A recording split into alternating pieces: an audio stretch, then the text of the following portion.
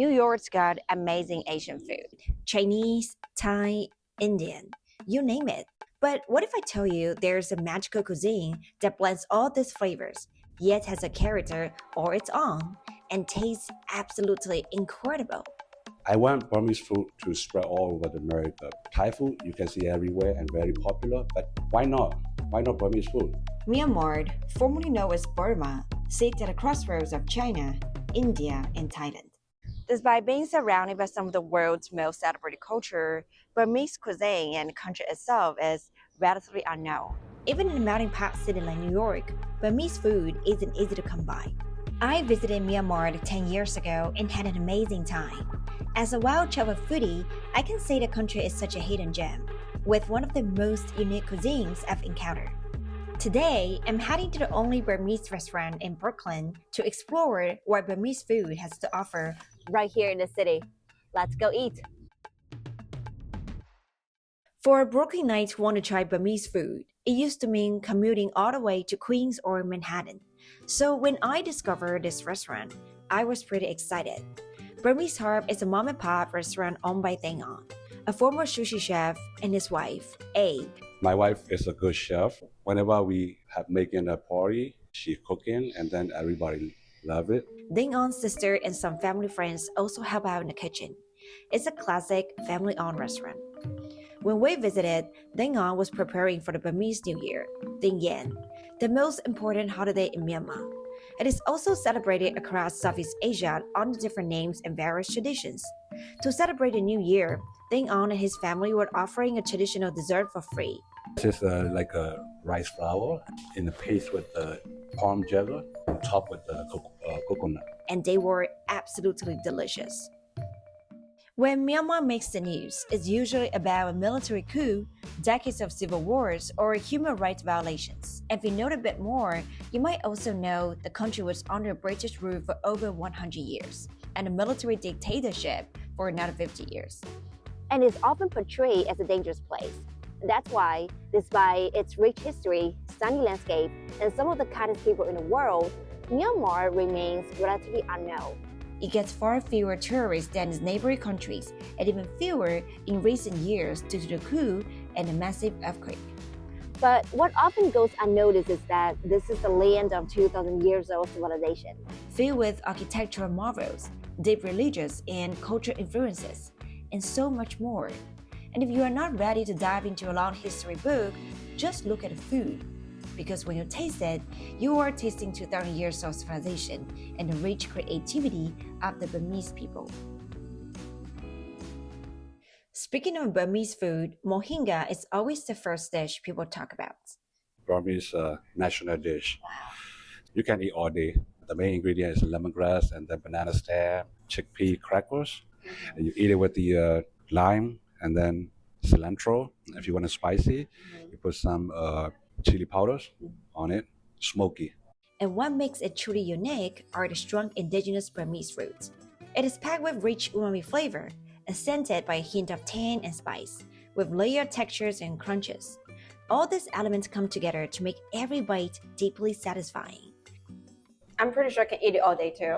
To understand why mohinga is so important to every Burmese, you have to understand why fish are stable across all of Myanmar. Before British rule, the land of Burma was made up of several different states and ethnic groups. The roots of Burmese civilization trace back to the Peel city-states near Pea in central Myanmar, along the Irrawaddy River. I visited Pea a decade ago. It is a charming river town full of lovely people.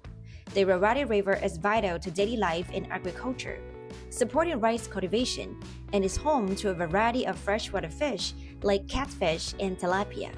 That's why many Burmese dishes, including mohinga, are fish-based.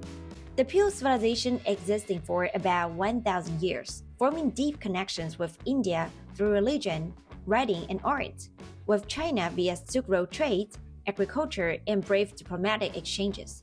This culture and trade interactions brought spices, ingredients, and cooking techniques that shape modern Burmese cuisine. You can really see all these influences come together in a bowl of mohinga, turmeric and chickpea from India, rice noodles and soy-based condiments from China, and a lemongrass, possibly influenced by Thailand. When I was in Yangon, mohinga struck me as a breakfast dish. It wasn't to my liking when I tried it in Yangon, probably because it had stronger flavor and it felt heavier. But the mohinga I tried here at Burmese Harp was really good and suited my taste perfectly. That's because we don't use MSG. That's why it's a little lighter. Some people don't like salty. If it is salty already, you cannot fix it. That's why you put fish sauce on the table so they can adjust there. Mohinga is dope, but this guy right here is just super unique. And honestly, I could eat all day as well. Before I revealed it, what it is and why it's so special, let me put you on the secrets that unlocks the soul of Burmese cuisine: fermentation. While the Peel occupied Irrawaddy Valley in central Burma, the Hmong, another of Burma's earliest civilization, settled in the south. During my trip to Burma, I visited Molamine, the capital of today's Hmong state, to enjoy the beauty that the city has to offer. The rich river system provided an abundance of fish, and to enjoy them with every meal, every day, the Burmese people transformed them into ngapi, a fermented fish paste that became a staple of southern Burmese cuisine. In pre-colonial Burma, before refrigerator and in a climate that is hot and humid year-round, fermentation was vital, both for preserving food and enhancing flavors. I had a chance to taste ngapi here at Burmese Harp, This is the fish paste from the Rakhine state. which is known for producing the best ngapi. It was served on the side with other dishes, and let me tell you, it is an umami bomb. No matter what you pair it with, the paste delivers a deep savory punch to every bite. Other than ngapi, the tea leaf salad is Burmese fermentation at its finest, and is truly unique and incredibly delicious. In most cultures, tea is for drinking, but in Burma, people eat tea leaf, literally. And it's the only dish in the world that treats tea leaf as food, not for flavor, not in powder form, but as a legit vegetable. And they make sure it tastes so good it can be enjoyed every day. Burma has a long history of tea cultivation, primarily in Shan State, which borders China and Thailand. The region's cool climate and rich soil make it ideal for growing tea. Neighboring China has also shaped local tea culture and cultivation, especially among the indigenous Paluan and Wan ethnic groups who live on both sides of the Burma-China border and have been migrating between Yunnan, China, and Burma over the centuries planting and trading tea. The Burmese love tea so much they have their own unique word for that. In fact, Burmese is one of the few languages in the world where the word for tea doesn't trace back to Chinese. While savoring tea leaf salad, they often enjoy drinking tea as well. In Burma, for the lunch, they eat it with the white rice because this is a little cold. If you put on the warm white rice and then mix together, you eat it, and then when you drink the hot tea, it's very harmonized. It's very, it's refreshing, it's special. Yes. It's pretty savory too. Yes. The secret of it tasting so good and being packed with flavors and textures is that these are young green tea leaves, fermented for months. Although the tea leaf is the star, the whole dish wouldn't come together so incredibly delicious without the freshness from shredded cabbage, the umami from the dried shrimp, the juicy sweet and sour bursts from diced tomatoes, the crispiness of fried garlic chips, the nutty crunch of roasted peanuts, the heat from the chilies, and a juicy tang from lime that ties it all together. And I ain't gonna lie, this dish is a straight up flavor and texture bomb. Every single bite is a joy and a delight. While pre-colonial Burma was sometimes unified under one kingdom, most of the time it was a mix of smaller kingdoms and ethnic states. And this made conflict and conquest pretty often between them. When the Komban dynasty expanded into ethnic states bordering British India, the British got nervous. This tension triggered the Anglo-Burmese Wars, which eventually ended the Burmese monarchy. Burma was fully colonized and became part of British India, prompting many Indians to migrate to Burma in search of better opportunities. India influenced on Burma a lot. Chicken biryani, Burmese version, it's a little lighter. We use a spice, not very heavy. Indian style is a little heavier than the Burmese version. You eat it with the cucumber salad It's a little spicy. Indian biryani is full of flavors, but it packs more heat than I signed up for. Burmese biryani, however, offers more balanced flavors, yet it's aromatic and fragrant. Definitely suits more to my liking. The rice is top-notch, soaking up seasoned chicken juices and spices that melt in your mouth like butter. Oh, and when you hit a bite with the crispy shallots or the occasional raisin, chef's kiss.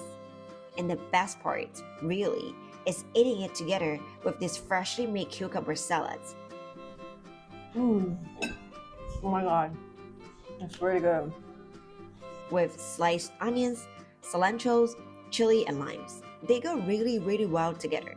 And I can assure you, every bite felt like a flavor explosion, bringing your taste buds to heaven. Burma was under British rule for about 124 years, and it built a lot of infrastructure, developed major ports, established a modern education system, and opened up the country for foreign trade and investment. Although serving British best interest, the colonial period has turned Burma, at the time of independence in 1948, the wealthiest and most promising country in Southeast Asia. Singapore founding Prime Minister Lee Kuan Yew once said, "If you had asked me in 1965 which country was likely to succeed, I would have said Burma." But Burma didn't succeed. In order to discuss the constitutional questions of Burma, the demand of our people is complete independence. After gaining independence in 1948, Burma became a parliamentary democracy. But rising ethnic conflict and economic struggles weakened the government, leading to a military coup and decades of decline. The regime has turned Burma, once a promising, resource-rich nation, into poverty, political instability, and international isolation. Despite a coup and unrest, street food remains strong, serving as both cultural preservation and resistance. Things began to improve in 2011 when the junta dissolved, released political prisoners, and opened elections. However, since the junta never relinquished power, they staged another coup in 2021, overturned the election results, cracked down on mass protests, and once again caused the economy to collapse. It was heartbreaking to witness the decline. Because I visited Myanmar in the summer of 2015 and witnessed how beautiful the country is and how kind the people are. And I could tell that people were truly looking forward to the future. But since the coup, Many people left the country because of the worsening political and economic situation. the Burmese diaspora in different countries, like Deng An and his family, has continued to share and celebrate Burmese cuisine. All this dish, what's your favorite and why? Of course, mohinga. Mohinga is my favorite. Yeah. I can eat all day. I was born in Burma, and then this is a national dish, and everybody, 100% of the Burmese people, they love mohinga. And also, it was born in Burma. As I enjoyed these vibrant, delicious, and beautifully presented dishes, they brought back memories of the wonderful days I spent in Myanmar. I hope peace and power will return to the people of Myanmar so more of the world can experience the incredible food, hospitality, and rich culture this nation has to offer. If you like my video, don't forget to subscribe to my channel and stay tuned for the next one. I hope to see you there soon. Bye now.